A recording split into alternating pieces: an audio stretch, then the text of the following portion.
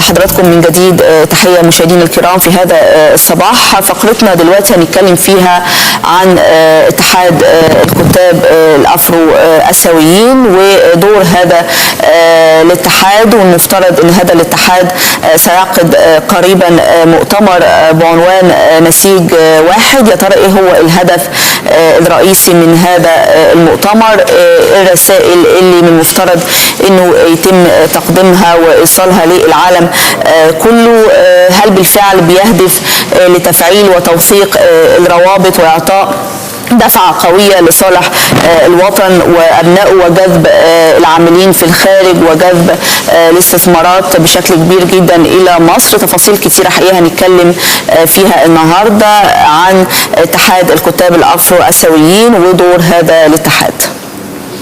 معانا دلوقتي في هذه الفقرة ضيفنا الكريم في هذا الصباح الأستاذ طلعت الشيخ مدير منظمة الكتاب الأفرو آسيويين بأوروبا. أستاذ طلعت صباح الخير وأهلا بحضرتك معنا ونشكرك على تلبية الدعوة. صباح النور يا فندم. أهلا بيك يا أستاذ طلعت. عايزين نبدأ مع حضرتك عن تعريف لمنظمة الاتحاد الأفرو آسيوي، نشاطاتها إيه، أهدافها إيه، ونبذة كده عن المؤتمر.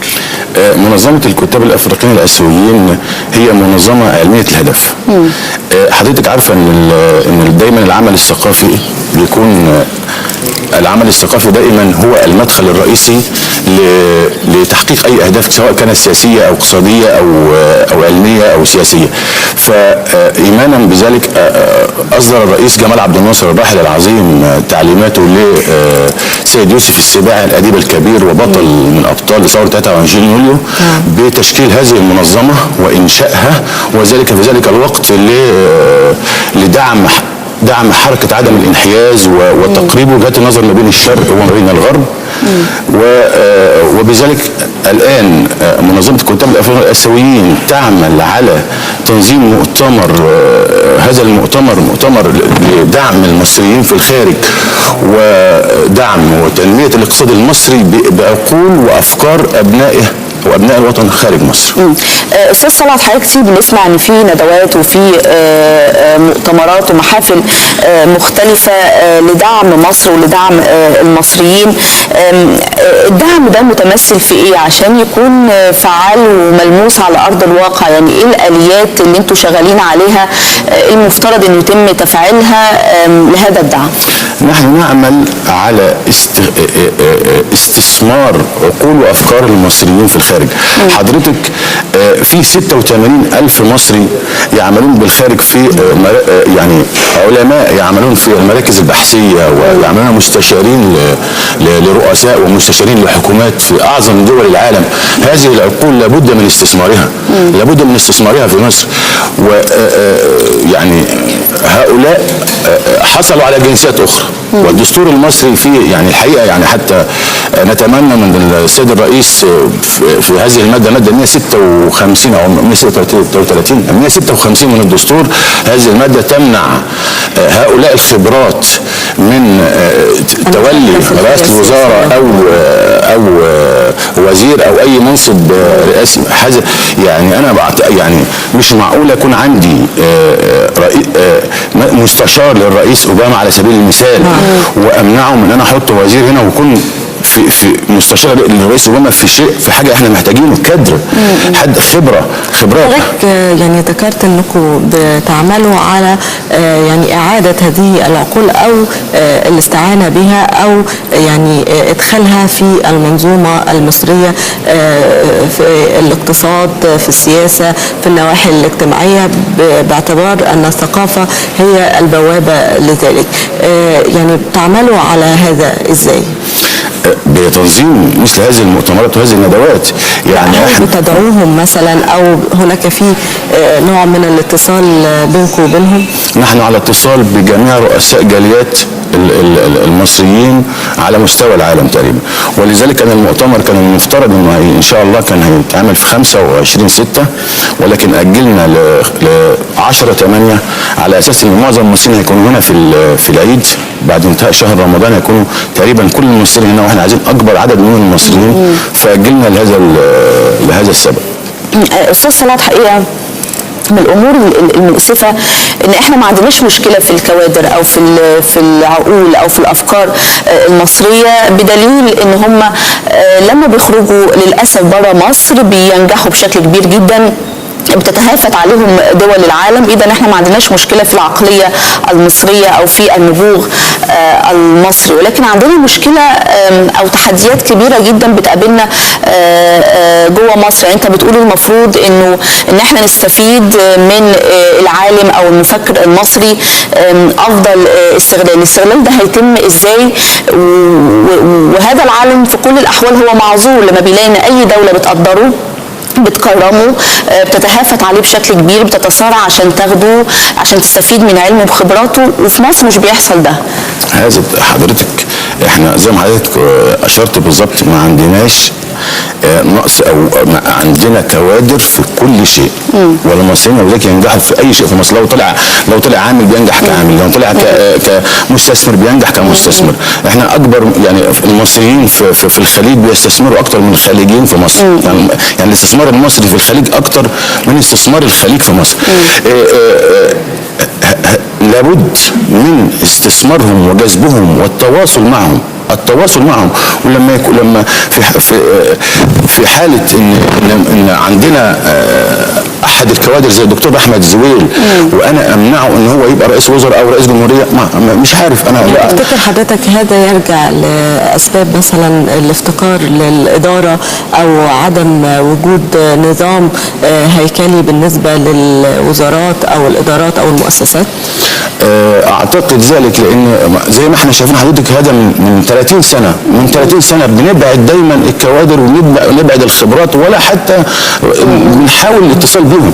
يعني احنا دور المنظمه النهارده بنحاول، يعني احنا داعيين تقريبا معظم. هل بيبقى في استجابه بقى بالنسبه لهذا المؤتمر منها؟ استجابه، يعني انا كنت على تليفون مع الدكتور سمير بنوب وهو مستشار الرئيس اوباما، يعني امبارح قال لي انا جاي وعلى حسابي الخاص وانا ممكن ادعم المؤتمر باللي حضرتك عايزه. يعني لا ده فورا، يعني بيستجيبوا فورا.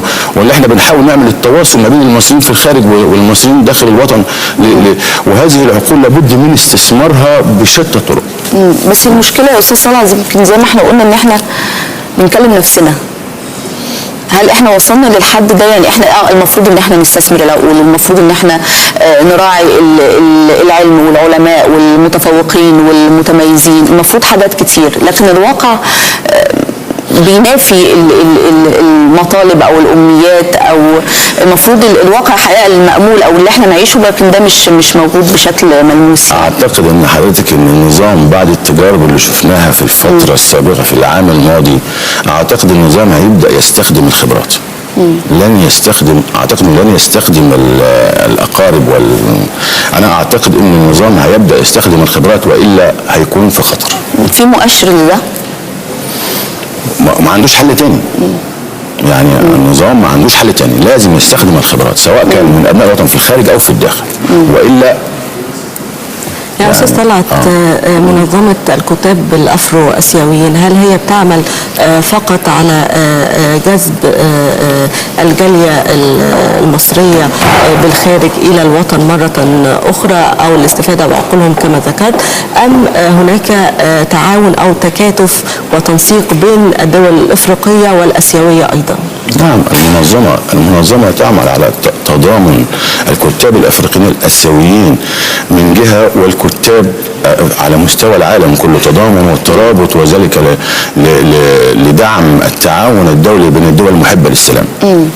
يمكن من هذا المنطلق ده يعني عنوان المؤتمر نسيج واحد. لا، عنوان المؤتمر نسيج واحد لظل الظروف الحاليه اللي بنشوفها في مصر، الانقسام والتيارات السياسيه المختلفه والطوائف. لابد من لم الشمل في كل مؤتمر او في ندوه، لابد من لم الشمل للظروف الحاليه اللي احنا شايفينها، انقسام سياسي. ابرز واهم عفوا شروت، يعني ابرز واهم المشكلات او التحديات اللي من المفترض انه يناقشها المؤتمر بشكل كبير فيما يخص قضايا وهموم المصريين. يعني هل فكره تمثيل المصريين بالخارج في مجلس الشورى ومجلس الشعب من التحديات اللي بتواجه المصريين بالخارج، وان انتوا عايزين تناقشوها بشكل او اخر من خلال فعاليات هذا المؤتمر؟ مشاكل المصريين في الخارج طبعا مشكله تمثيل المصريين في الخارج على مر الزمان، حتى ما كانش بيبقى من حقنا نعطي اصواتنا. يعني انسان مسلوب الانتماء، وهو يعني حضرتك المصريين في الخارج منتمين لمصر ومنتمين للوطن وحب الوطن اكتر من المصريين اللي عايشين فيه، لان انت ما تحسش بقيمه مصر ولا قيمتها ولا قد ايه دولتك عظيمه اللي ما بتخرجي منها. حضرتك يعني على سبيل المثال واحد بقى مع زوجته مش طايقها، لكن اول ما تبعد بره البيت خلاص. فحضرتك مصر دولة يعني تخرج منها فيها مغناطيس بيشد، فالمصريين منتمين وبيحبوا الوطن اكتر بكتير من اللي عايشين فيه. مش بقلل من وطنيه المصريين اللي هنا، ولكن لانهم ما خرجوش ما حسوش بقيمتها. فهذا الانتماء لابد من استثماره واستخدامه لصالح ودعم الاقتصاد المصري. يا استاذ طلعت، عايزه اتعرف من حضرتك على الدول الاسيويه او الدول الافريقيه المشاركه معاكم من خلال هذا المؤتمر، ونحن بحاجه ماسه الى التعاون وتبادل الخبرات بين هذه الدول. يعني هناك مشكلة مياه حوض النيل مع اثيوبيا، فمتهيألي ان هذا المؤتمر ممكن يكون اطلالة او نافذة على تقريب وجهات النظر بين الشعوب المختلفة من خلال الدول الافريقية او الاسيوية. هو الحقيقة ان الدكتور مجدي مرجان بعت دعوات لاشخاص معينين في معظم دول افريقيا، وفعلا عشان الموضوع سد النهضة اللي بيهدد حياتنا. نتمنى من الله ان مصر تصل الى على الاقل ادارته والاشراف على تنفيذه. الاشراف على تنفيذه حاجه مهمه جدا. الاشراف على تنفيذه هنعرف الخرائط ونعرف هل السد فعلا هيأثر على حصة مصر من المياه أم لا؟ لأن احنا يعني احنا بنستخدم النهارده حصة مصر 55 مليار. نعم.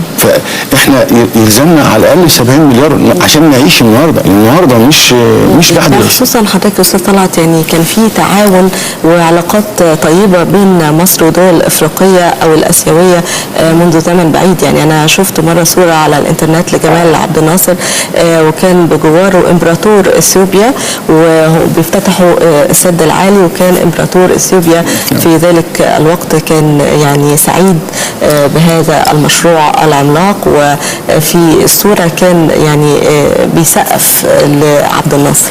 حضرتك بتتكلمي على جمال عبد الناصر الراحل العظيم جمال عبد الناصر. جمال عبد الناصر كان بيحكم العالم العربي كله والافريقي، زعيم الامه. فكان بيضحي وكان بيعمل حروب لصالح الدول الاخرى، لكن بعد جمال عبد الناصر طب لو حطينا يعني المصالح الاقتصادية انها ممكن تربط الدول الافريقية او الاسيوية مع مصر في مصلحة واحدة. يعني من ايام عبد الناصر كنت اعرف ان في شركة النصر للاستيراد والتصدير كان في 19 فرع على مستوى الدول الافريقية كلها، دلوقتي كلها اتقفلت الا فرع واحد في اوغندا. ممكن نحن نفعل مثل هذه الشركات او الاستثمارات في داخل اسيا او داخل افريقيا علشان مد جذور الروابط بيننا. انا اعتقد ان مش الحل الاقتصادي هو الحل. لابد من السيطره على العقول. يعني هي العقول اولا القلم والكتاب، بما ان الحياه الماديه هي اللي بتطغى الان على الحياه. نعم، بس انا يعني لازم سيطره على العقول او السيطره على الشعب. يعني الشعب لازم يحب مصر ازاي؟